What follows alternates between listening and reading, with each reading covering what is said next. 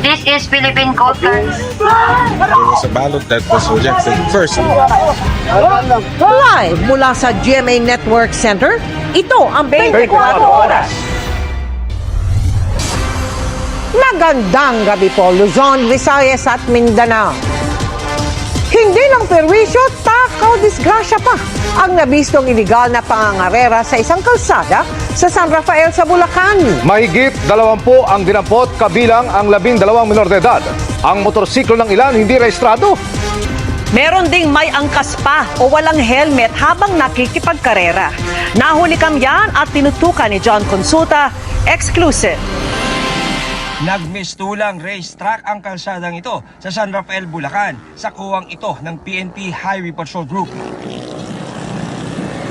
Panay paspas kasi ang ilang motorsiklo, kabilang ang ilang hinihaharurot na mga walang helmet. Ang iba may angkas pa. Meron po tayong isa pong concerned citizen na nakapagbigay po ng impormasyon na meron pong nagaganap na illegal drug racing dito po sa along Mabalas-Balas, Galas, Maasim, Bypass Road. Dito po yan sa San Rafael, Bulacan, na kung saan ito po ay nilalahukan ng mga kabataan. 12 sa 24 na dinampot sa drag race ay minor de edad. Isa sa mga minor de edad ang nagtangkapang tumakas kaya nabalian ng buto. Karamihan po ng mga nahuli po natin ay wala pong helmet, wala pong rehistro ang kanilang mga sasakyan, nakamodified po ang kanilang po mga parte po ng kanilang mga motorsiklo, na kung saan ito po ay maaaring magsilbi po, makapagbigay po ng anumang pong pinsala para po sa mismo pong nagmamaneho po.